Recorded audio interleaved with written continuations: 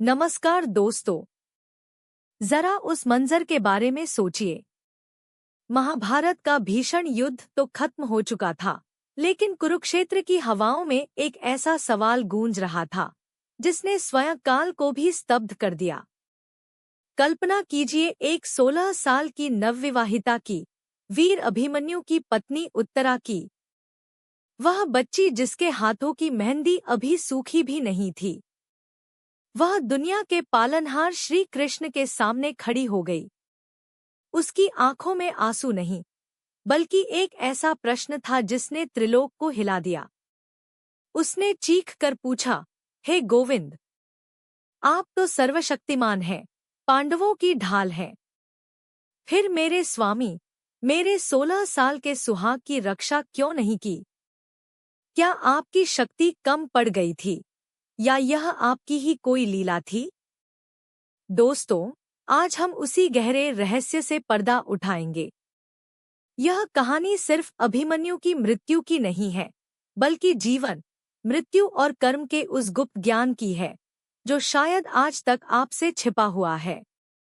इस वीडियो को अंत तक बिना पलक झपकाए देखिएगा, क्योंकि आज आपको वह जवाब मिलेगा जो शायद आपकी जिंदगी देखने का नजरिया बदल दे। तो चलिए, समय के उस चक्र में पीछे चलते हैं जहां यह सब शुरू हुआ। युद्ध का सन्नाटा और उत्तरा का विलाप। युद्ध का शोर तो थम चुका था, लेकिन शिविर में जो खामोशी छाई थी, वह उस शोर से भी ज्यादा डरावनी और भारी थी। जरा उस पल को महसूस कीजिए। एक तरफ पांडवों की जीत निश्चित हो रही थी, लेकिन दूसरी तरफ एक ऐसा अंधेरा छाया था जिसने जीत की चमक को फीका कर दिया था। अभिमन्यु, जो अर्जुन का गौरव और सुभद्रा की आंखों का तारा था, अब नहीं रहा था।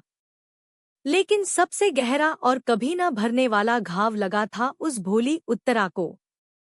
वो अपने कक्ष में पत्थर की मूरत बनी बैठी थी। उसकी शादी के कंगन अभी भी हाथों में खनक रहे थे, लेकिन उसकी दुनिया उजड़ चुकी थी। जब श्री कृष्ण वहां पहुंचे तो सबने सिर झुकाकर उनका स्वागत किया। आखिर वह भगवान थे, इस महायुद्ध के सूत्रधार थे। लेकिन उत्तरा की आंखों में आज भक्ति नहीं, बल्कि एक असीम वेदना और धधकता हुआ आक्रोश था। उसे लगा कि जिसके हाथों में पूरी सृष्टि की डोर है, क्या वो मेरे पति के लिए एक बार नहीं रुक सकते थे? वह धीरे धीरे अपने स्थान से उठी। दुख से उसके कदम लड़खड़ा रहे थे, लेकिन उसका इरादा चट्टान जैसा पक्का था। आज उसे भगवान से जवाब चाहिए था। वो उस भीड़ को चीरते हुए सीधे गोविंद की ओर बढ़ी, जैसे कोई घायल शेरनी अपने सवालों का शिकार करने निकली हो। उत्तरा का तीखा प्रश्न, यह कैसी निष्ठुर लीला है आपकी? कृष्ण के सामने पहुंचकर उत्तरा का धैर्य बांध टूट गया। वहां कोई औपचारिकता नहीं बची थी, सिर्फ एक टूटे हुए दिल की पुकार थी। उसकी रूंधी हुई आवाज ने सन्नाटे को चीर दिया। हे द्वारकाधीश, आप तो जगत के पालनहार हैं, न? आपने सभा में द्रौपदी का चीर बढ़ाया। आपने हर संकट में मेरे ससुर अर्जुन को बचाया। तो फिर मेरे अभिमन्यु के लिए आपकी करुणा कहाँ सो गई थी? वह तो अभी एक बालक था, 16 बरस का निहत्था बालक, जिसे 7 महारथियों ने घेर कर अधर्म से मारा। और आप त्रिकालदर्शी होकर भी मौन रहे। क्या मेरे माथे के सिंदूर का कोई मोल नहीं था आपकी दृष्टि में? अगर आप चाहते तो क्या सुदर्शन चक्र उस चक्रव्यूह को नहीं भेज सकता था? आज मेरा विश्वास डगमगा रहा है, केशव। मुझे बताइए, आपने जानबूझकर मेरे स्वामी की रक्षा क्यों नहीं की? यह कैसी निष्ठुर लीला है आपकी? उत्तरा के इन तीखे शब्दों से जहां पूरी सभा सहम गई थी, वहीं श्री कृष्ण के चेहरे पर एक असीम और गहरी शांति थी। वे विचलित नहीं हुए, क्योंकि वे जानते थे कि यह क्रोध उत्तरा का नहीं, बल्कि उसके असीम प्रेम और वियोग की पीड़ा है। कृष्ण का जवाब, जन्म से पहले लिखा गया दैवीय समझौता। कृष्ण ने आगे बढ़कर उत्तरा के सिर पर हाथ रखा, ठीक वैसे ही जैसे एक पिता अपनी बिलखती बेटी को सांत्वना देता है। उनकी आंखों में ब्रह्मांड जैसी गहराई थी, जिसमें उत्तरा का सारा दुख समाता जा रहा था। उन्होंने बहुत ही कोमल स्वर में कहा, पुत्री उत्तरा, तुम्हारा प्रश्न अनुचित नहीं है। एक पत्नी की दृष्टि से तुम्हारा क्रोध सत्य है, परंतु नियति का विधान मनुष्य की भावनाओं से बहुत ऊपर होता है। तुम जिसे मृत्यु समझ रही हो और जिसे अन्याय कह रही हो, उसके पीछे पूर्व जन्मों और कर्मों का एक ऐसा गणित है जिसे साधारण आंखों से नहीं देखा जा सकता। अभिमन्यु कोई साधारण बालक नहीं था और न ही उसका अंत साधारण था। शांत हो जाओ, ताकि तुम उस रहस्य को सुन सको जो आज तक समय की परतों में छिपा था। श्री कृष्ण ने रहस्य की पहली परत खोलते हुए कहा, उत्तरा, जिसे तुम केवल अर्जुन का पुत्र समझ रही हो, वह वास्तव में चंद्रदेव का तेजस्वी पुत्र वर्चस्व था। जब धर्म की स्थापना के लिए सभी देवताओं को धरती पर अपने अंश भेजने थे, तब चंद्रदेव अपने प्रिय पुत्र के मोह में पड़ गए थे। वे अपने बेटे से एक पल भी अलग नहीं होना चाहते थे। उन्होंने देवताओं के सामने एक कड़ी शर्त रखी थी, मैं अपने पुत्र को धरती पर भेजने की अनुमति तभी दूंगा जब वह वहां लंबे समय तक नहीं रहेगा।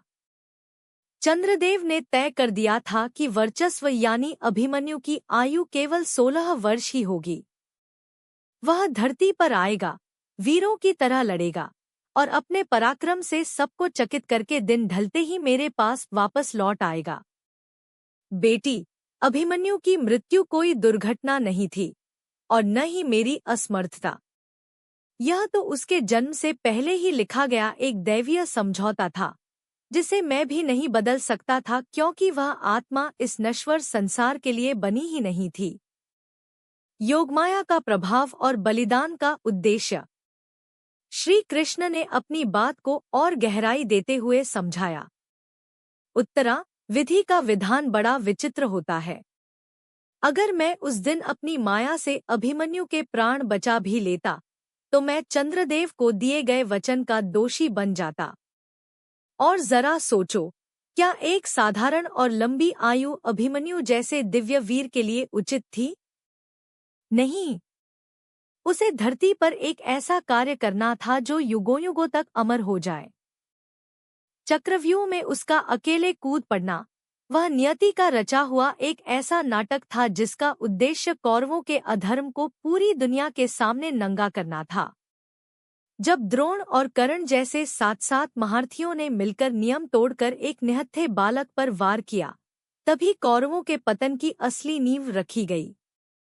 अभिमन्यु की वह धुरबानी ही वह चिंगारी बनी जिसने तुम्हारे पति अर्जुन और भीम के भीतर प्रतिशोध की ऐसी भयानक आग जलाई जो कौरवों के विनाश तक नहीं बुझी।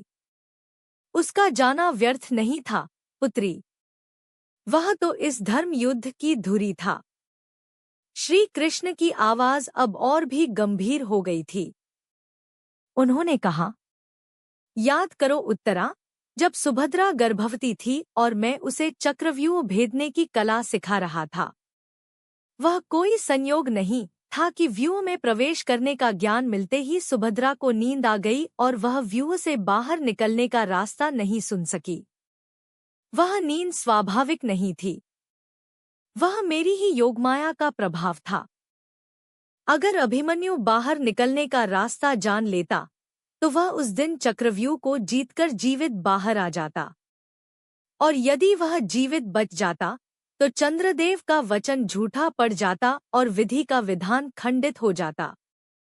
उसे उस व्यूह में फंसना ही था, क्योंकि उसका जन्म ही उस महान बलिदान के लिए हुआ था।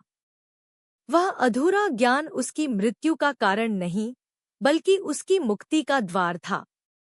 मैंने उसे रोका नहीं, बल्कि मैंने ही उसे उस नियति की ओर भेजा था जहां उसे अमृतत्व प्राप्त होना था। एक वीर की पत्नी का धर्म और कृष्ण का अटल वचन।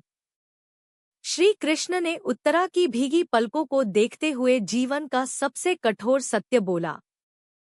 पुत्री, तुम जिसे अपना पति मानकर रो रही हो, वह तो एक मुक्त आत्मा थी जो अपना कार्य पूर्ण करके अपने लोक लौट चुकी है। कुरुक्षेत्र की उस लाल मिट्टी में अपने शरीर का त्याग करके उसने वह वीरगति प्राप्त की है जो बड़े बड़े तपस्वियों को भी नसीब नहीं होती। जरा सोचो, अगर वह जीवित रहता और वर्षों बाद एक साधारण वृद्ध की तरह मरता, तो क्या उसे यह दिव्य सम्मान मिलता? कदापि नहीं। तुम्हारे ये आंसुओं का मोह उसे पीड़ा दे रहा है, उसे मुक्त होने से रोक रहा है। उसका जीवन छोटा अवश्य था, लेकिन उसका प्रभाव अनंत है। अब तुम्हें एक साधारण स्त्री के मोह को त्याग कर एक वीर की पत्नी होने के गर्व को अपनाना होगा। शरीर नश्वर है और जलकर राख हो जाता है, लेकिन अभिमन्यु का बलिदान अब इस सृष्टि में सूर्य की तरह अटल रहेगा। उत्तरा की सिसकियों के बीच श्री कृष्ण ने उसकी दृष्टि को उसके गर्भ की ओर मोड़ा और एक अटल वचन दिया। उन्होंने कहा, बेटी, मत भूलो कि तुम अकेली नहीं हो। अभिमन्यु का शरीर भस्म हो गया, लेकिन उसका तेज, उसका अंश अभी भी तुम्हारे भीतर जीवित है। नियति ने मुझसे अभिमन्यु को छीन लिया क्योंकि वह देव कार्य था, लेकिन तुम्हारे गर्भ में पल रहा बालक कुरुवंश का भविष्य है। मैं तुम्हें वचन देता हूँ, उत्तरा, कि मैं अभिमन्यु के लिए भले ही ढाल न बन सका, लेकिन इस आने वाली संतान के लिए मैं स्वयं काल से भी लड़ जाऊंगा। अश्वत्थामा का ब्रह्मास्त्र सृष्टि को भस्म कर सकता है, लेकिन वह तुम्हारे गर्भ का बाल भी बाका नहीं कर पाएगा। अभिमन्यु का अंत दरअसल एक नई शुरुआत है। उसने अपने प्राण देकर इस वंश को बचाया है। अब तुम्हें अपनी आंसू पोंछकर इस धरोहर की रक्षा करनी होगी, क्योंकि यही वह दीपक है जो कुरुक्षेत्र के अंधेरे के बाद धर्म का प्रकाश फैलाएगा। आज की सीख, जीवन लंबा नहीं, महान होना चाहिए। कृष्ण के इन वचनों ने जैसे उत्तरा की आत्मा पर पड़ी धुंध को हमेशा के लिए हटा दिया। वह आग जो कुछ देर पहले उसे अंदर ही अंदर जला रही थी, अब शांत होकर एक दिव्य प्रकाश में बदल गई थी। उत्तरा को गहराई से समझ आ गया था कि जिसे वह ईश्वर की क्रूरता समझ रही थी, वह वास्तव में सृष्टि के कल्याण के लिए किया गया एक अनिवार्य त्याग था। उसने महसूस किया कि उसका पति कोई साधारण योद्धा नहीं था जो युद्ध में हार कर मरा, बल्कि वह देवता था जो अपना निर्धारित कार्य पूरा करके अपने असली घर लौट गया था। उसके आंसुओं की जगह अब एक नई और अद्भुत शक्ति ने ले ली थी। उसने झुककर गोविंद के चरण स्पर्श किए, क्योंकि अब उसके पास कोई शिकायत नहीं बची थी, सिर्फ पूर्ण समर्पण था। दोस्तों, उत्तरा और कृष्ण के इस संवाद ने हमें एक ऐसा अटल सत्य सिखाया है जो आज भी हमारे जीवन की सबसे बड़ी सीख है। हम अक्सर दुख की घड़ी में भगवान से शिकायत करते हैं कि उन्होंने हमारे अपनों को क्यों नहीं बचाया, लेकिन श्री कृष्ण ने उस दिन स्पष्ट कर दिया कि ईश्वर शरीर के चौकीदार नहीं, बल्कि आत्मा और धर्म के रक्षक हैं। शरीर तो एक नश्वर वस्त्र है जिसे एक न एक दिन फटना ही है, चाहे वह 16 की उम्र में हो या 100 की। असली रक्षा मृत्यु को टालना नहीं है, बल्कि जीवन को एक ऐसा उद्देश्य देना है जो मृत्यु के बाद भी अमर रहे। अभिमन्यु की कहानी हमें बताती है कि जीवन लंबा होना जरूरी नहीं है, बल्कि जीवन का महान होना जरूरी है। उसने अपनी छोटी सी आयु में कर्म की ऐसी लकीर खींची जिसे काल भी नहीं मिटा सकता। क्या हम और आप अपने जीवन को इतना सार्थक बना पा रहे हैं? दोस्तों, यह कथा सिर्फ एक इतिहास नहीं, बल्कि हमारे जीवन का एक आईना है। हम भी अपने जीवन के मुश्किल दौर में अक्सर उत्तरा बन जाते हैं, शिकायतों से भरे हुए और भगवान से नाराज। लेकिन याद रखिएगा, जिस तरह पतझड़ के बिना वसंत नहीं आता, वैसे ही कभी कभी बड़ा सृजन करने के लिए बड़ा विनाश जरूरी होता है। अभिमन्यु का जाना एक अंत नहीं, बल्कि परीक्षित के रूप में एक नए युग का आरंभ था। अगर आज आपके जीवन में भी कोई अंधेरा है तो उस गोविंद पर भरोसा रखिए।